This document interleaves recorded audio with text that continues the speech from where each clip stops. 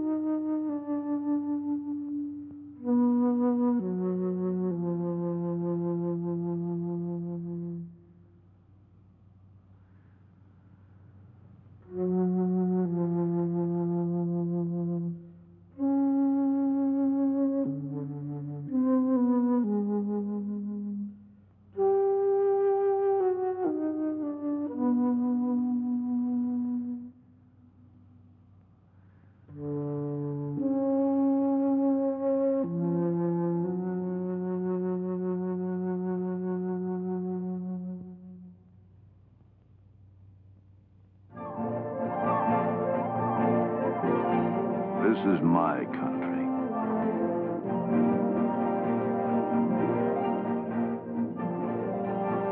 I've spent all my life in areas like this, as close to the animals as a man can get.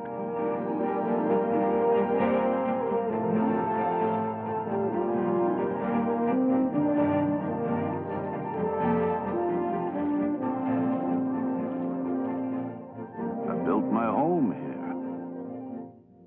Bear Ranch. Of course, I'm prejudiced, but I think it's just about the prettiest place I've ever seen.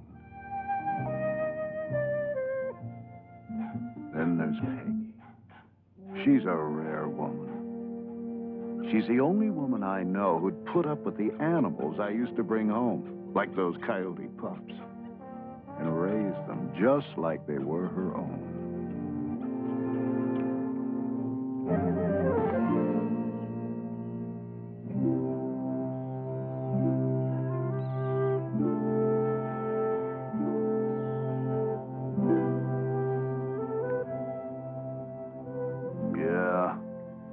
We've shared more ups and downs than there are in the high Sierras.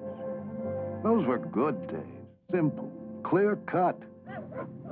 You see, I'm a tracker, and believe me, I'm the last of a vanishing breed. I know tracks, like the FBI knows fingerprints. I specialized in renegades, killers of livestock, and sometimes people. I didn't kill for sport. I went after the right animals so innocent ones might be spared.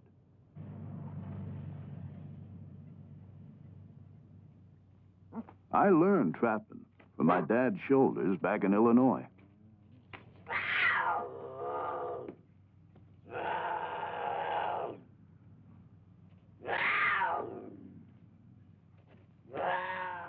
Since that time, I've worked for the government, territory, sheriff's office, federal game warden. When they had a renegade, they knew who to call.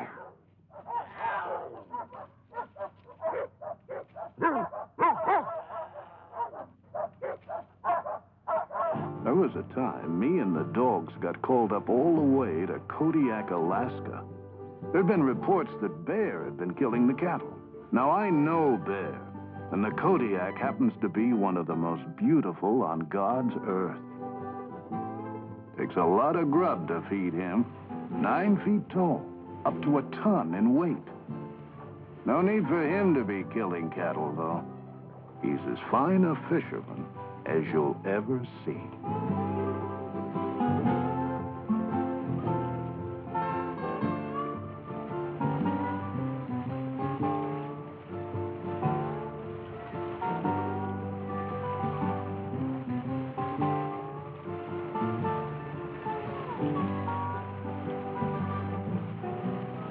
The ranchers were getting $5,000 bounties on these so-called cow killers. So I moved in to set things straight.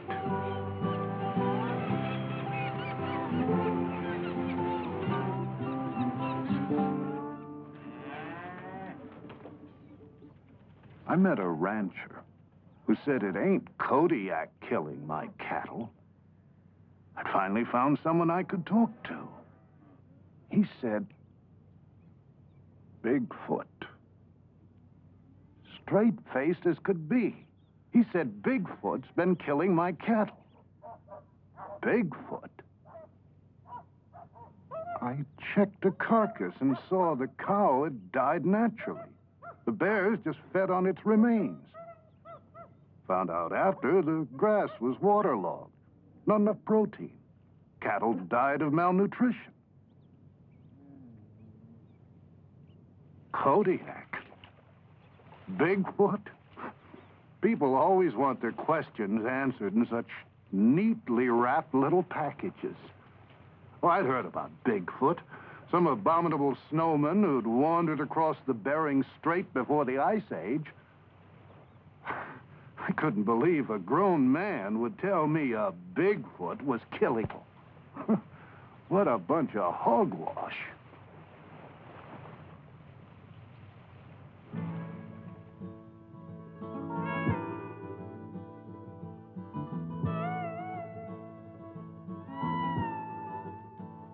I didn't mind at all putting distance between me and those crazies in Alaska. And it felt good to be with some sensible folks like Peggy's brother. An Arizona university wanted us to track down a javelina hog for research. It's a small critter, but vicious.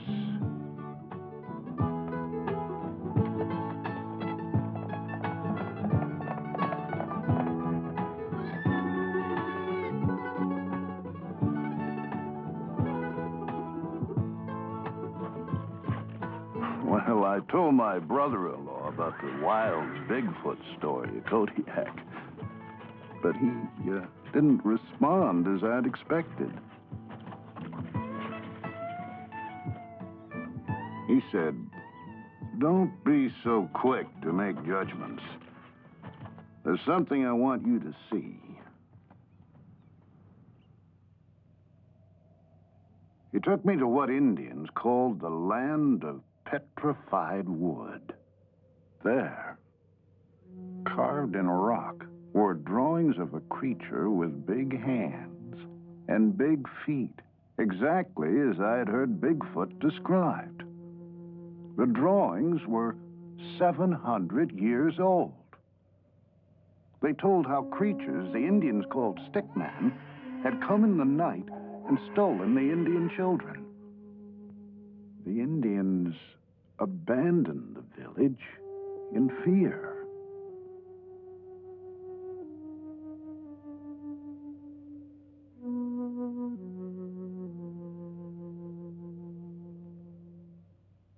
First the ranchers, now my brother-in-law.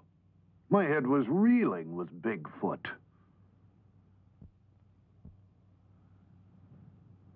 The stories are just so many words. So I soon forgot about them, till I was up tracking a mountain lion. And I found these tracks. Now, they looked much like human footprints, but they were 18 inches long, 6.5 across the ball of the foot, 5.5 at the heel. They were the hugest I'd ever seen. The tracks were so deep, they had to have been made by at least a 500-pound animal. And the hair, I couldn't identify it. The toe prints were spread around small rocks and dug into the earth, showing whatever made them could cover pretty rugged country. And the stride was enormous, 52 inches in length. Man's only 30. They were fakes. Somebody would have had to drag a pretty big machine over pretty rough country to make them, and they would have left their own tracks. I saw where a creature had stumbled. There was a handprint, but no sign of claws. They were so man-like. I was mystified, so I made plaster casts and sent them with the hair to a lab for analysis. Well, I tell you, I was glad to get home. Our pups were growing, and they didn't give us much time to think about everything that had happened.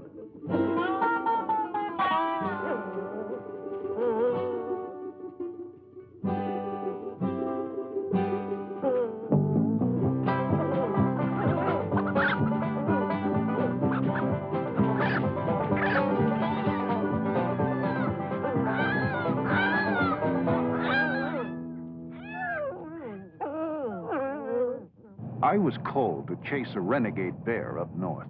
This time, I wasn't so eager to return to the mountains. Tests had shown the hair samples and tracks couldn't be matched with any known animal. I was uncomfortable. The animals were even acting strange.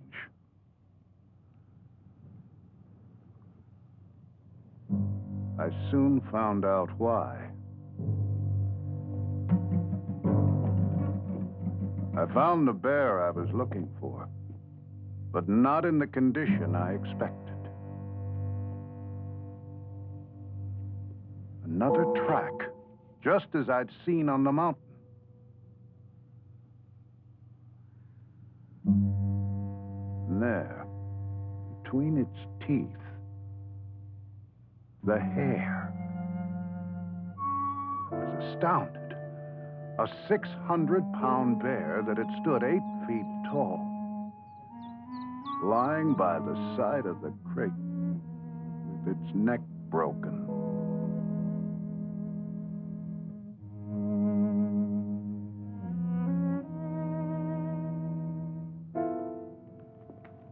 Now, I wanted to find out everything I could about Bigfoot. I advertised for any information or leads. You can't believe the number of stories people had to tell. My friends laughed at them all. Okay, I'd laugh too. But things were different now. I had to figure out what was fact and what was fiction. There were reports of creatures 12 feet tall, 800 pounds, that prowled on 2 feet. Now that's absurd, scientifically impossible. No creature that size or weight could even stand upright. And as for tracks, you can't imagine the number of kids I found running around the woods making plywood fakes. Tales of hunters being ripped apart, campers kidnapped and never heard of again. But 4 features all the report shared were the dark hair, the domed head, the large footprints, and the glowing red eyes.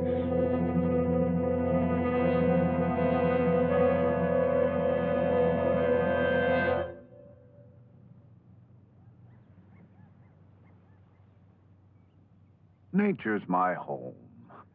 How could some missing link be wandering around up here without me knowing it? It was good to get back in the mountains and visit a couple of my pets. I tried not to think about Bigfoot, but it was tough to shake. It wasn't 2 minutes before my friend had vanished in the wood.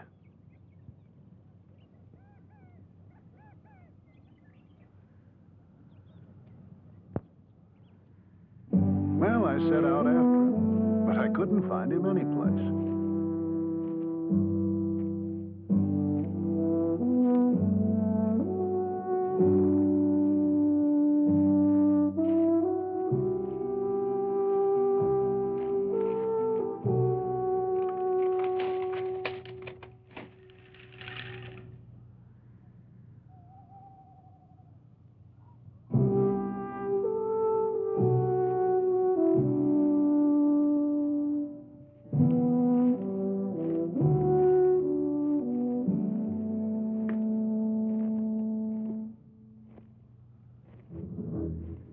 I came to a bridge, and there beside it, another track. Fresh. My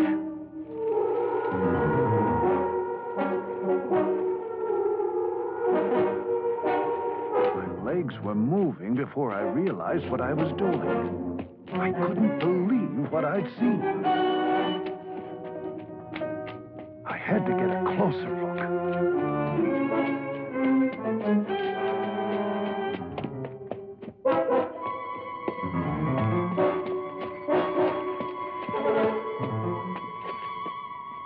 Nauseating, musky odor made it difficult to breathe. But I had to find out what I'd seen. It was getting dark. Time was growing short.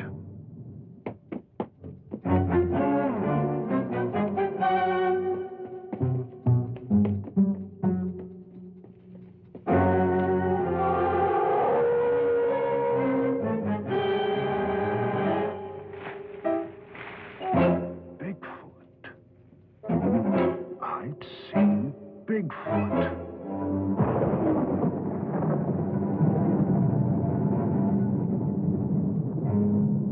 What the hell was I doing? I was here alone, without a rifle, without anyone knowing where to find me. With a 500-pound, 8-foot-tall, vicious creature. I had to get out of here, get some help.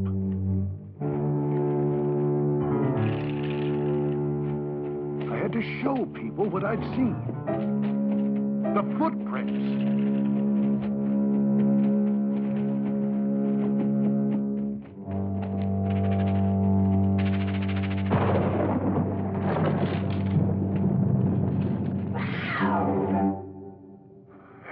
Just the cat.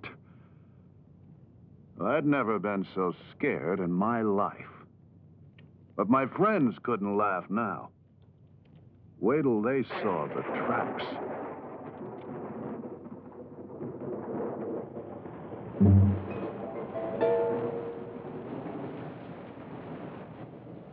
But the rains came and washed the tracks away.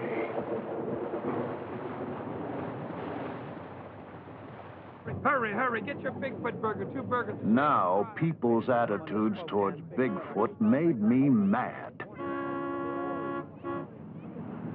I'd seen it. Matter of fact, I felt I'd been singled out to find it.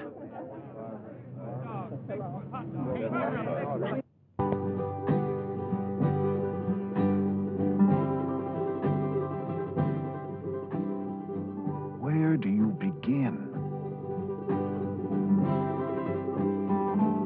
Jackson Hole, Wyoming. A suspicious set of tracks. I really thought I was onto something.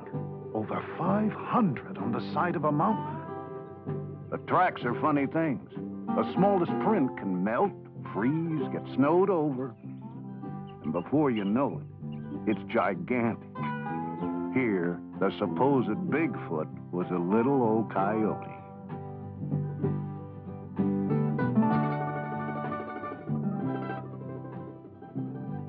The redwoods, an endless source of sightings.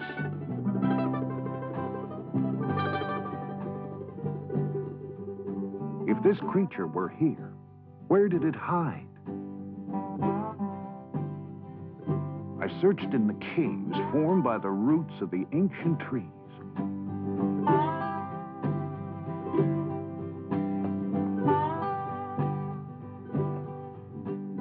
Here were perfect shelters, large, dark, secluded, hideaways to recover from injuries. Refuge for many forest animals from the elements.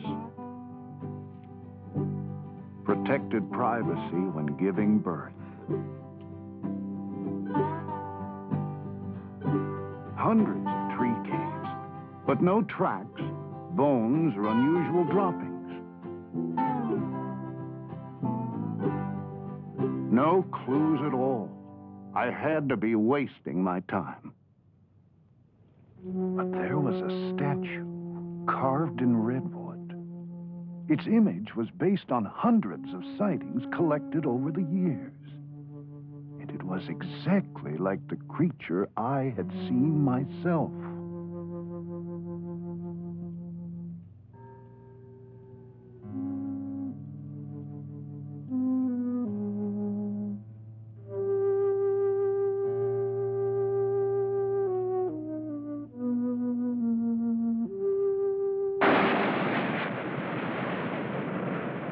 Oregon coast.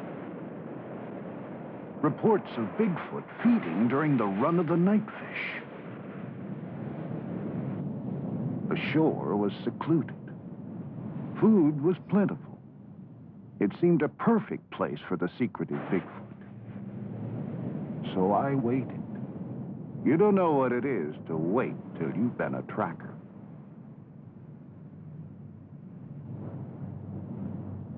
Finally, a gull came with the first sign of the run. And right behind it, you've never seen so many fishermen.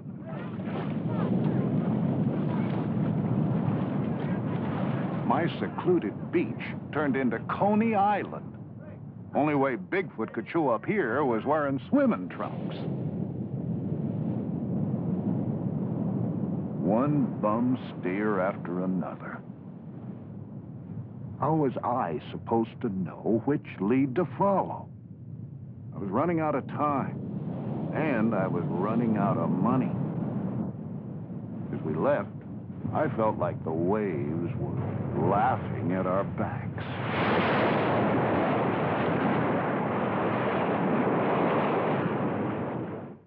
Then came our hottest tip yet. We couldn't turn it down. Snowbird warned us of an upcoming storm, but I was too excited and ignored it.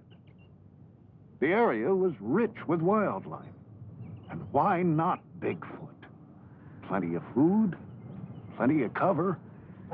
This time, remote from man.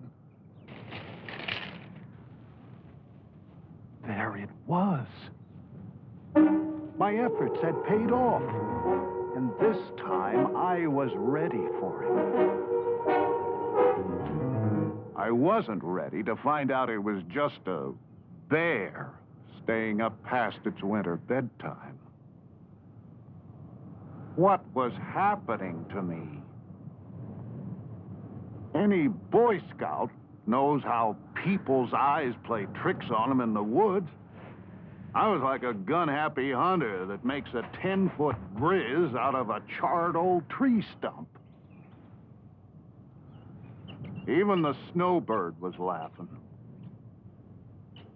And why shouldn't it? Here I was, a grown man running around the woods chasing some fairy tale. I felt like a fool. Well, I was out of patience, and I was out of money. So I took a job up in the wilderness around Bossburg, Washington. Had to photograph a cinnamon bear in its natural habitat. You want a bear? Here's a bear. Piece of cake. I always got what I said after. Except Bigfoot. Then I saw it. a deformed version of the track I'd seen so often.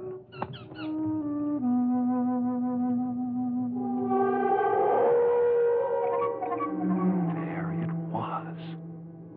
Finally, face to face with Bigfoot.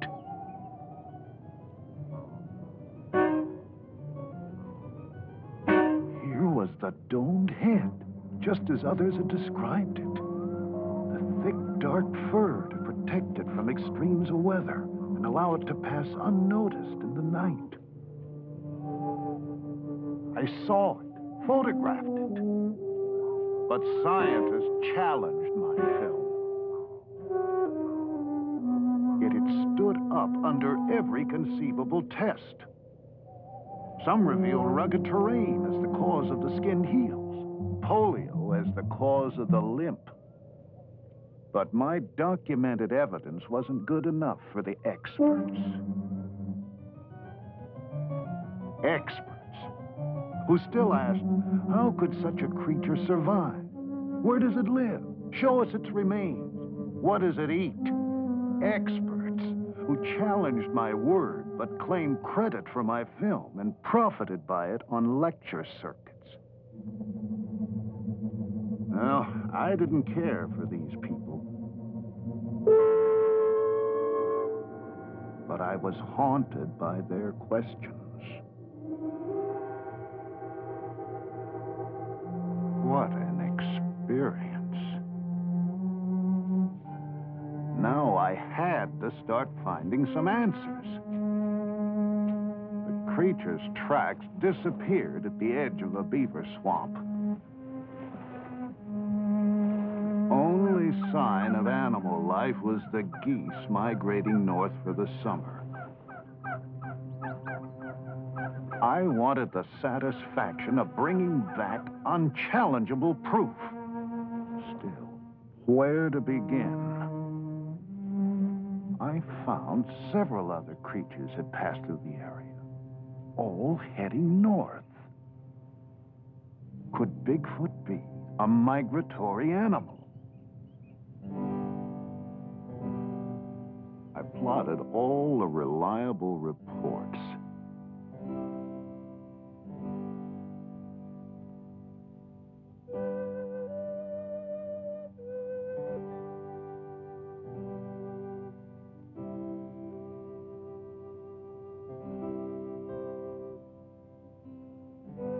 There actually seemed to be a migratory pattern extended over thousands of miles. If this were true, I'd have some means of predicting the creature's movements and a good chance to find some answers to my questions. Bigfoot always stayed in very rocky mountains and isolated terrain. The greatest number of sightings, and the only ones of the Bigfoot young, were in summer, above the Arctic Circle.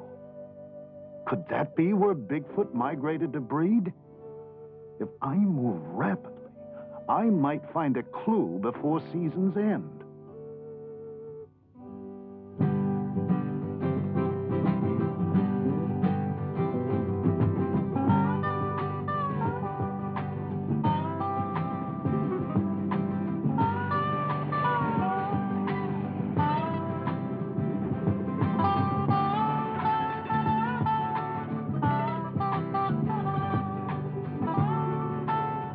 Peg and I took our camera and planned to document every step we took.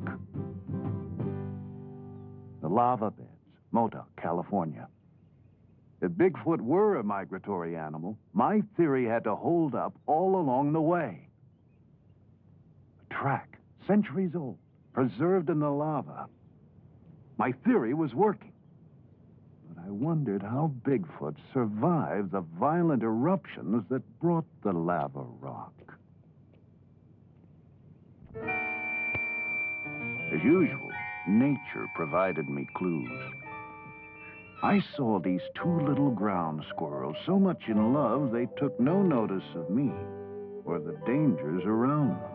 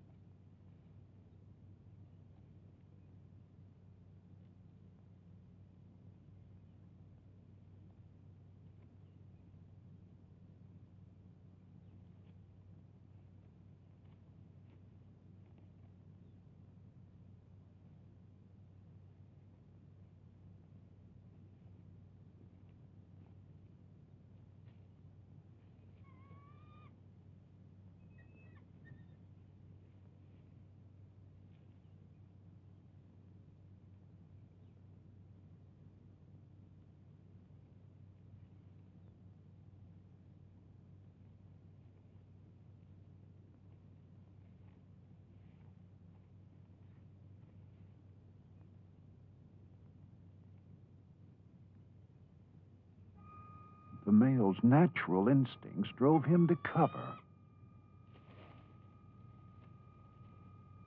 These same instincts started up in the wounded squirrel.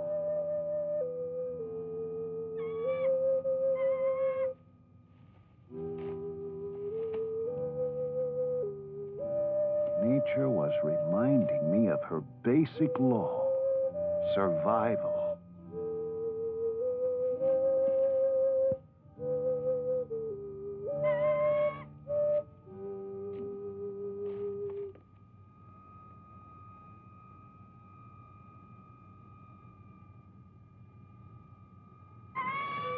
This same will to survive must have somehow kept Bigfoot going throughout all these years. But where did the creature go if it were injured? The caves, Mount Lassen.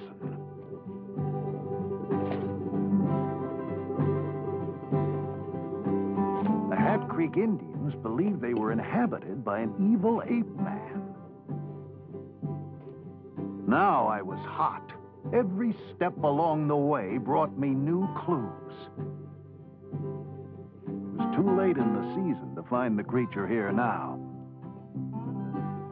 But I'd soon catch up with him above the Arctic Circle.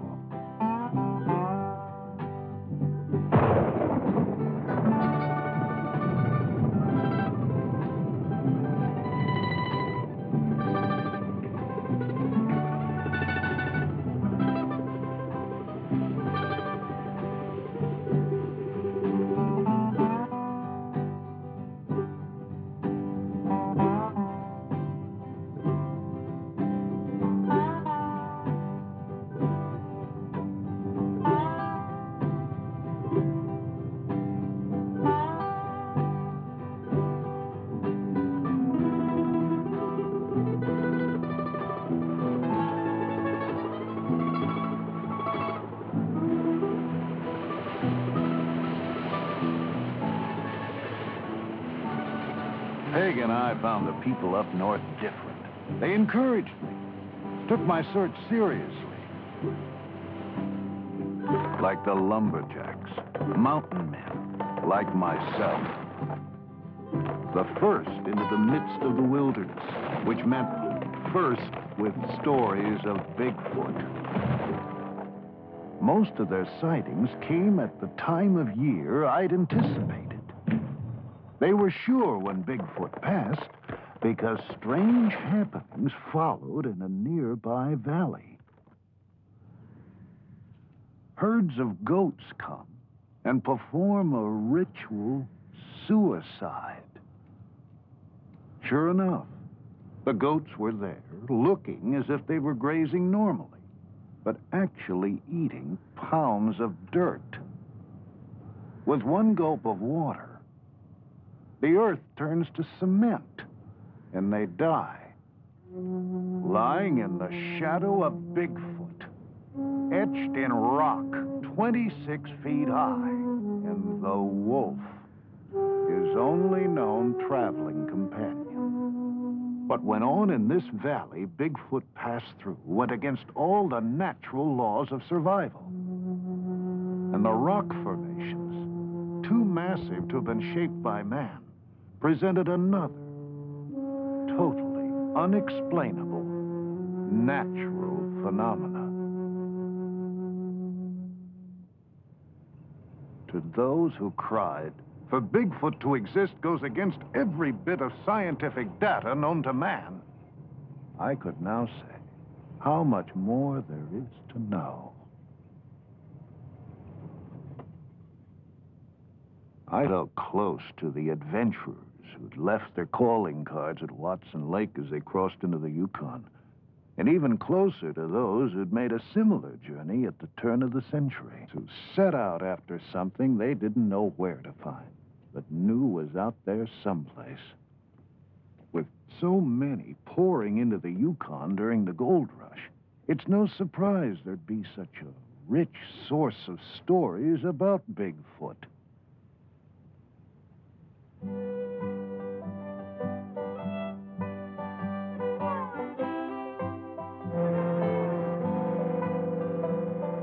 For the first time in my life, I understood what made people like that tick. It's more than gold. I guess we all need a frontier to explore. Don't necessarily have to go off into it. Just makes you feel kinda good knowing it's there. Thousands of these people came from everywhere.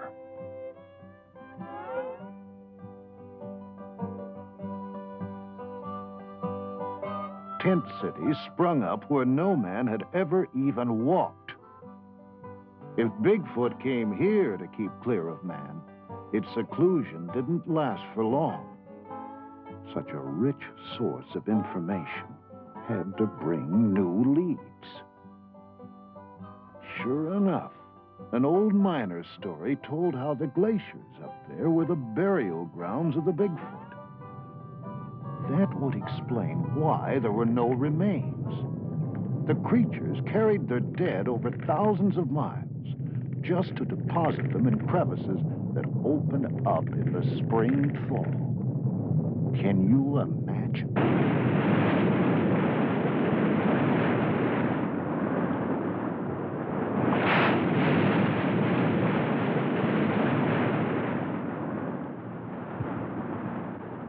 I went there searching for some remains. I did find tracks, so I had to be close. I found bones that told many different stories, but none of Bigfoot. The constant movement of the glaciers could either crush the remains or wash them to the sea.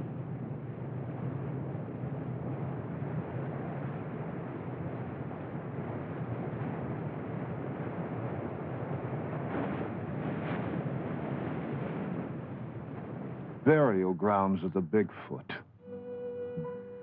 I thought of the people who were the source of these stories. Their friends called them crazy, and some of them might have been. But you wouldn't believe the extremes they went to for their fortunes, romance, and the unexplored.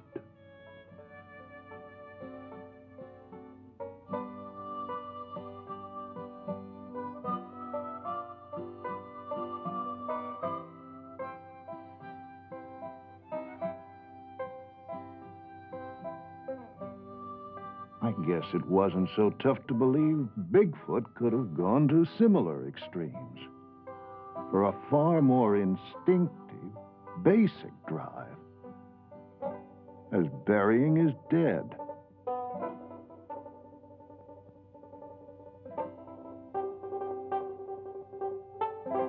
So many questions. Well, I sure understood what drove those miners as they sailed up the river in pursuit of gold. For I'd soon ride the same river in pursuit of Bigfoot. The miners were gone now, but I knew Bigfoot had to still be around.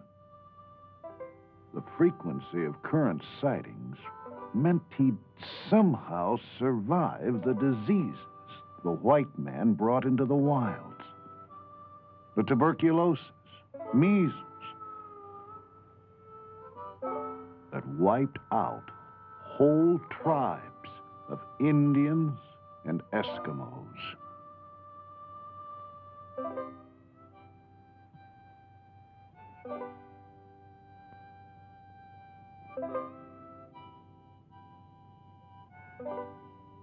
He'd even survived the violence reaching out from the boomtowns. Now I understood why Bigfoot steered clear of man. He had to, in order to survive. However vicious the creature might be, I gained a lot of respect for the elusive Bigfoot and its ability to endure. But if we were to find it, we'd have to get to the furthest outpost of civilization.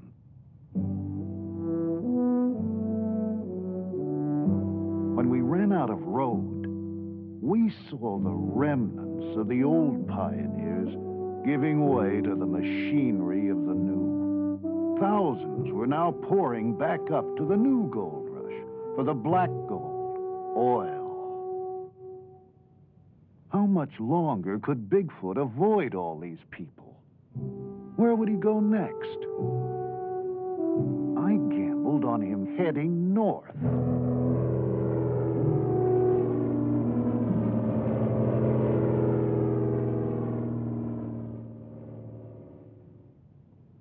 Well, traveling had been tough, so we treated ourselves to the fanciest hotel in town. There, Yukon Frida. Her sketches were based on recent sightings and descriptions of Bigfoot from that very area.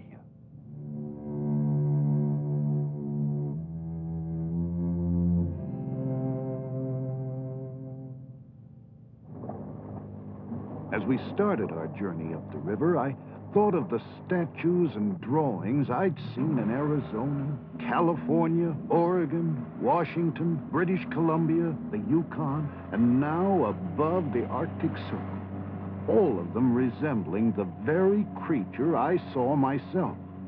They were too similar, over too vast an area to be coincidental. But these images weren't good enough for the experts below. I still had a lot of questions to answer. There were no grocery stores up here, so we ate off the land or purchased fish from the Eskimos. I knew I could get my answers from these people, because stories of Bigfoot were as plentiful as the food. One man told of the strange day his mother died. In a cabin like this, family and friends gathered to await the passing of her spirit. That night, they heard a soft scratch at the door. There was Bigfoot, chanting in a strange tongue. Everyone was terrified. The spirit of his mother was speaking through the voice of Bigfoot. They must abandon their homes, which they did. The next day, an ice floe changed the river, and waters now flow where the village once stood. I asked to see this area, hoping for a sign of Bigfoot. The man said, if you wish to see the king of the animals, he breeds in the mating grounds of the Alaskan moose.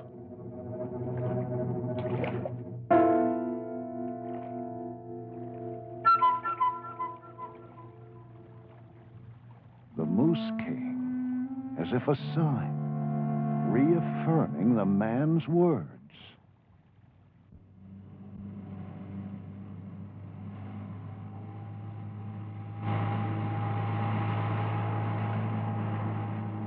Up the river by a salmon wheel, a lone Eskimo greeted us with the words, "Bigfoot is not here." How did he know what we were after? He told a tale about a trapper who killed a creature in the early 40s, bringing the wrath of Bigfoot down upon his people.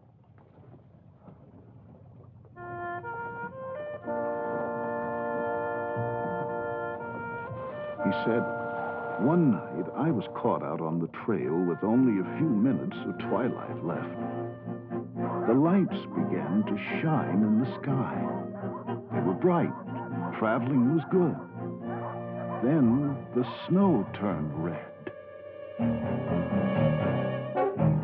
To the north, south, east, and west, rivers of blood flowed across the sky and down into the snows. It seemed to be the last day of the world. Bigfoot was punishing us for bringing it sorrow. But then, the good white light rose from the north. What followed was a battle of 1,000 warriors. The white light was the spirit of Bigfoot, left to die by the trapper. It returned in the form of a white raven to protect us from the red wrath of its grieving brothers. If you travel the river, you may see him. And if you do, he will bring you luck.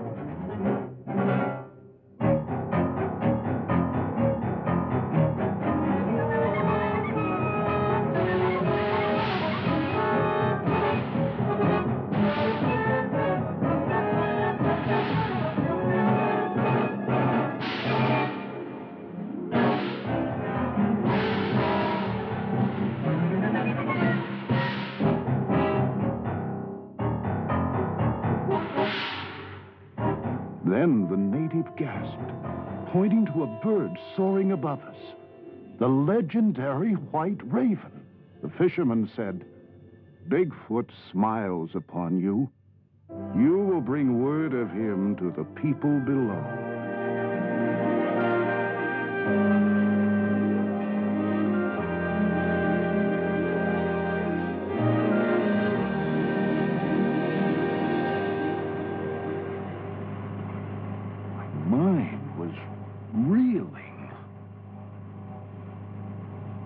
At the next village, the natives were waiting for us.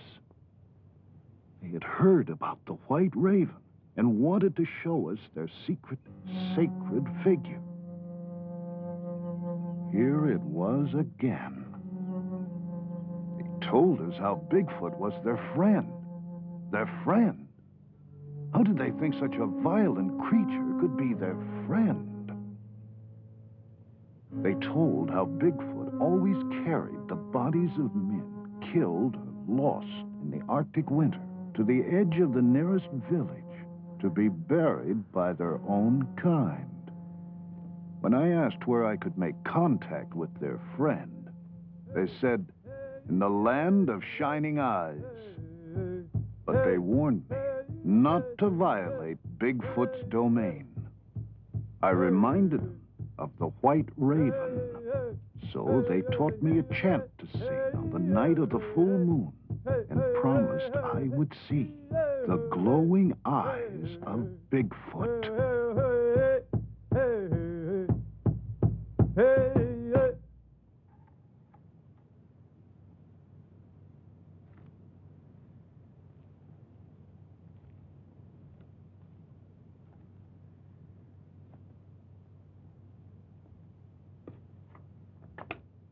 Well, I wasn't going to have a thing to do with any chanting. So I set up walkie-talkies 300 yards from the tent to monitor any movements on the tundra during the night. At the first sound, I'd have a jump on the creature.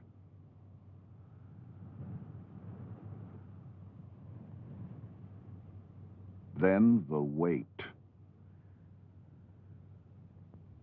The land was lush with vegetation.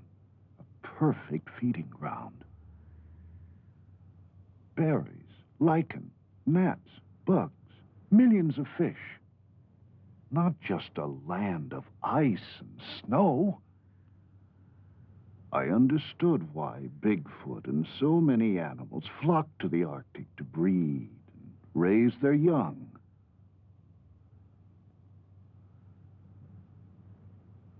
But this land was strangely silent.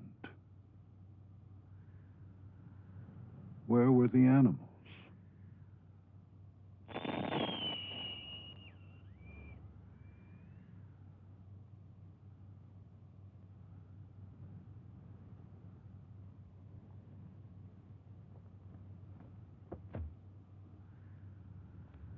My transmitter had been thrown 15 feet. And the tundra held no tracks. Days passed. I felt like a fool, but now I'd go to any ends to conjure up the creature.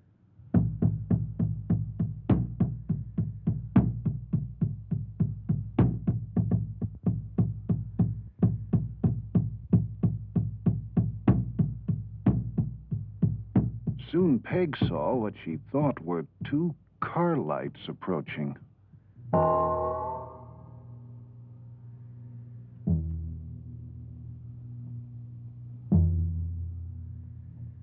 I was caught in the darkness, but Peg guided me toward the lights. I had to find out what it was. Then we realized they were the shining eyes. This time, I couldn't let Bigfoot escape.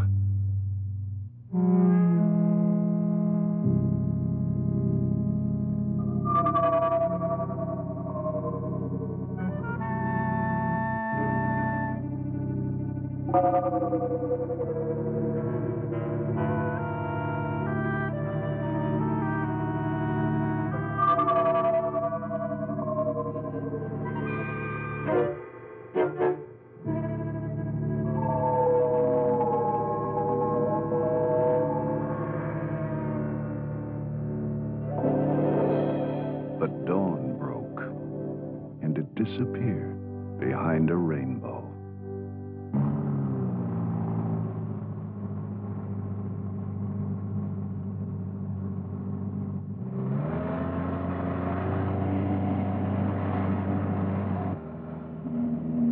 This was too much.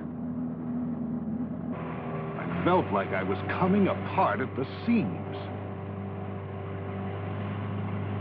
Here I was, an experienced mountain man all my life, acting like a spooked tenderfoot.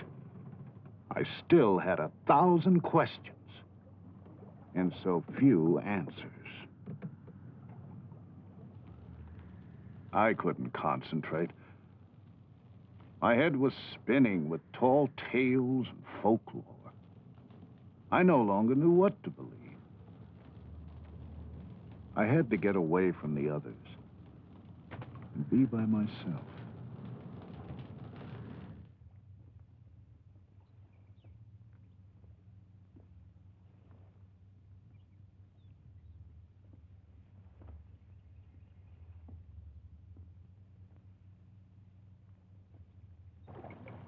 There were the salmon, back after 10 years of living in the sea, to spawn in the exact place of their birth, and then to die. They reminded me of those I'd seen at Kodiak in the days when I was a pure tracker, stuck to nature's signs and wasn't so confused with all the legends and stories of man.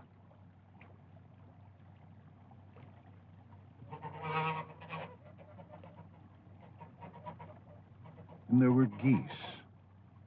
My first clue to Bigfoot's migratory pattern.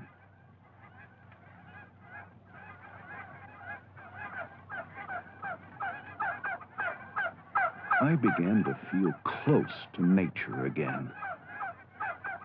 I knew that's where I'd find the answers to my questions. And the caribou, touching velvet off their antlers, release swamp gas from the tundra to glow in the night.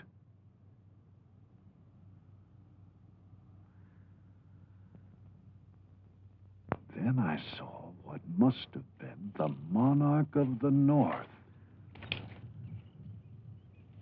I was terrified. It could crush the likes of me with one swoop.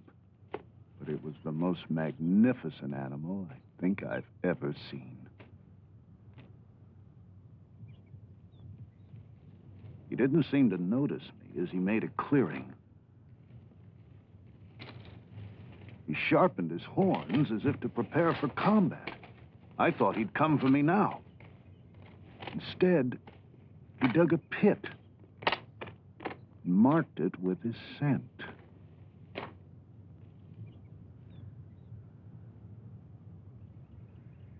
This attracted cows from all over the area and seemed to warn other bulls to keep away.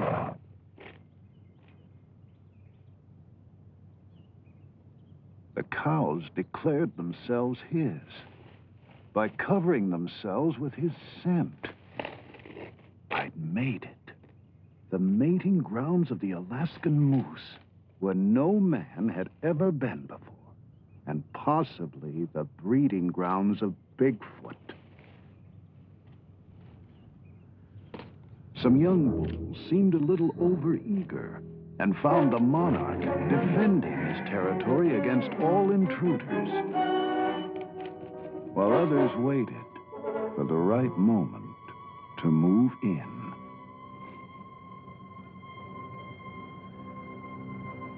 Then he saw me. But luckily, a match for the monarch challenged him for his cows and territory.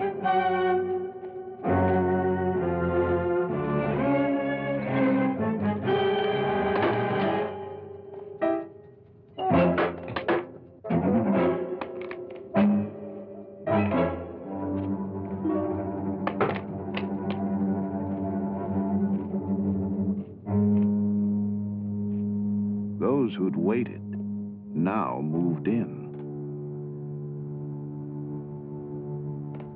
While the bulls were fighting, nature made sure there'd be a good crop of calves come spring.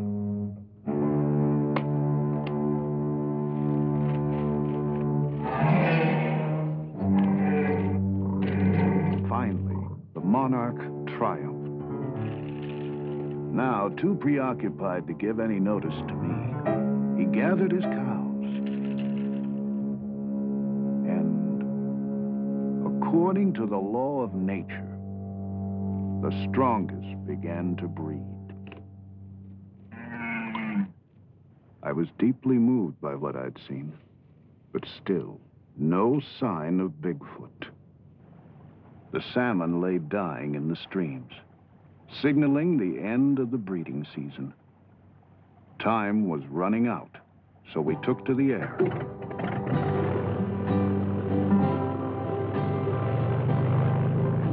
The Arctic winter could close us in at any moment, so we had to move fast.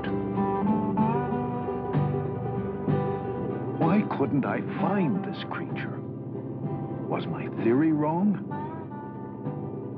When I saw the expanse of space below, I laughed. Anything could be out there. They'd found Stone Age men in New Zealand. There were prehistoric fish being pulled out of the Persian Sea. My God, a primitive man walked out of the mountains 70 miles from the capital of California. There's so much territory yet to be explored. We found undiscovered wrecks of men who tried to break into this wilderness and were never heard of again. I couldn't think of the risks. Everything I believed in was on the line.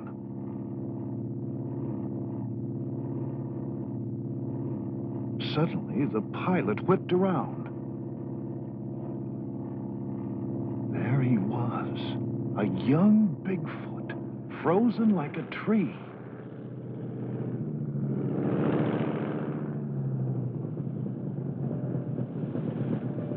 We raced back to the river, but he slipped away. Seeing the young Bigfoot confirmed my theory. I could now roughly predict the creature's movements. The crew celebrated the sighting, but it wasn't enough for me. I knew I needed to document Bigfoot's habits.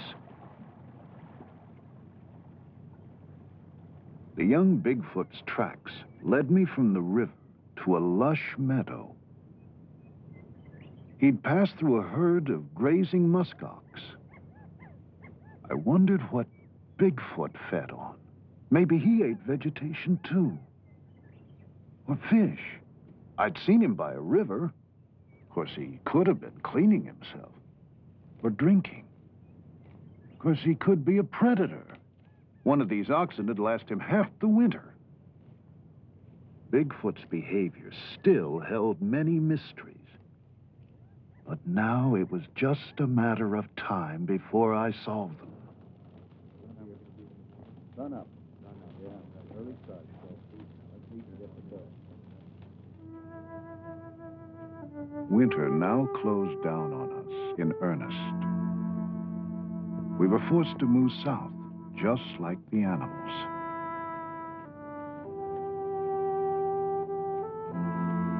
The caribou gathered for their migration.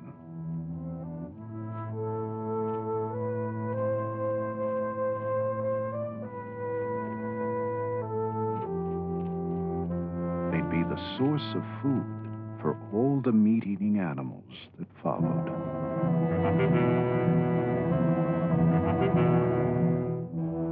If Bigfoot were a meat-eater, he'd feed on caribou too. If I could prove that he did, I'd have a clue to the place he held in nature. If I could film it, I'd have the kind of documentation the experts demanded. Whatever his habits, I knew the road would be paved with danger.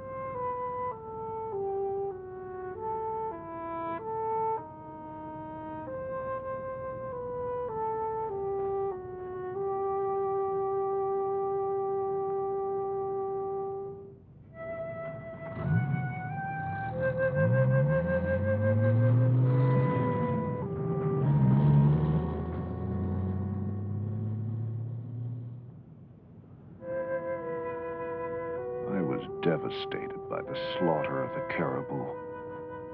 I kept thinking of Bigfoot and its migration. It had to be protected. It could be wiped out before I had a chance to study it. But how could I get protection for something so few believed existed? I needed that unchallengeable proof I'd first set out for. There was no sign of Bigfoot with the caribou. It must eat vegetation or fish. The perfect place. Beaver Swamp in the spring.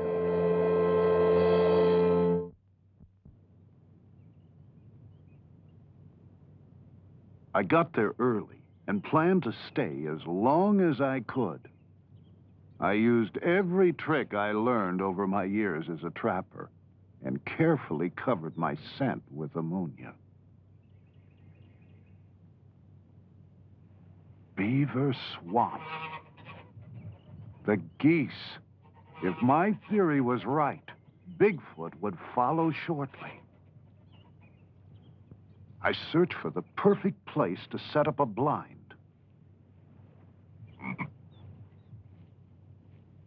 When I found it, I moved in and set up my cameras. Day after day, I waited and soon grew jealous of the other animals' freedom. I was stiff, chilled to the bone, but I was determined not to make a move that might warn Bigfoot of my presence.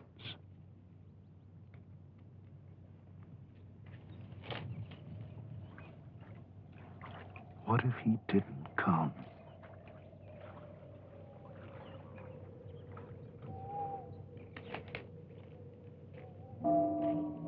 Then a movement in the woods. The sun hadn't come up yet. It was hard to make out what I'd seen at first.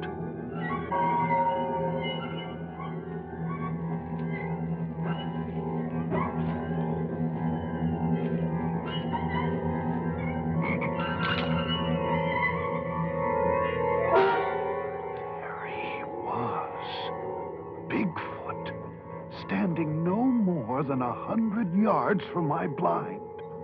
I began to shake all over. I could barely keep hold of my camera. He was awesome.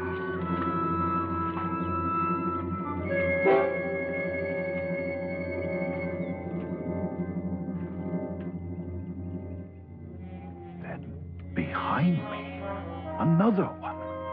Smaller, possibly younger. How many of them were there? Was I surrounded? They were the most extraordinary creatures I'd ever seen. I now knew why the Eskimos called Bigfoot the king of the animals. The older, larger one was 7 feet tall, 450 to 500 pounds. His domed head and long, dark hair, just like the other creatures I'd seen. His odor was overwhelming. The same thick, musky scent that first led me to Bigfoot so long ago. The young one was no more than 5.5 feet tall, 250 pounds. If my guess was right, probably on its first trip away from its northern breeding grounds. He'd probably never seen a man before. If he saw me, he could panic and attack. Then I looked around and realized the other animals were carrying on normally. If danger was around, they would have fled.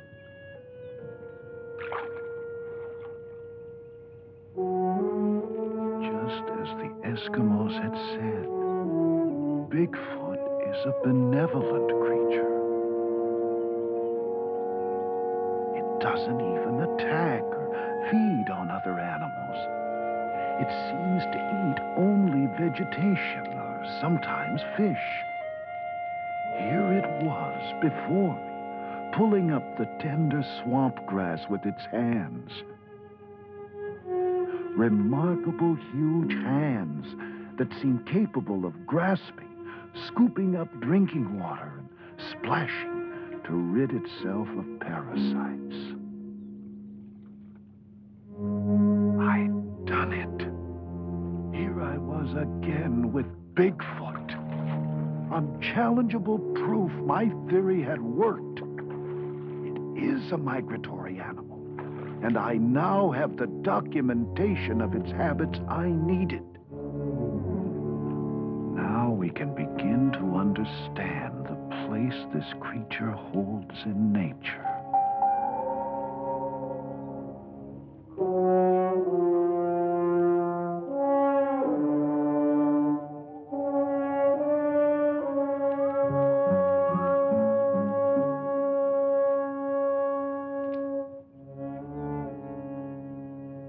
A raccoon came out to start his day's hunting. I knew the nocturnal Bigfoot would soon return to the cover of the forest.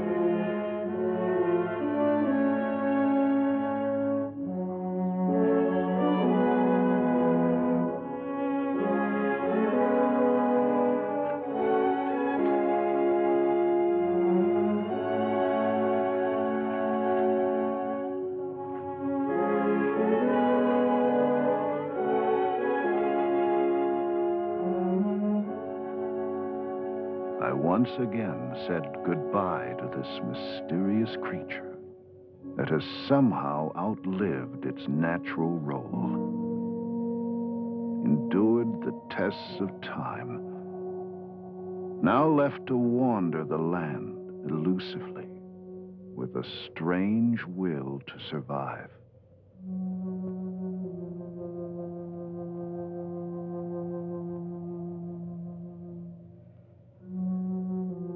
Oh, I still have plenty of questions, and I'll continue my search for the answers now. But I assure you, I'll no longer get so caught up in the problems of my research that I'll lose touch with the wonders it reveals.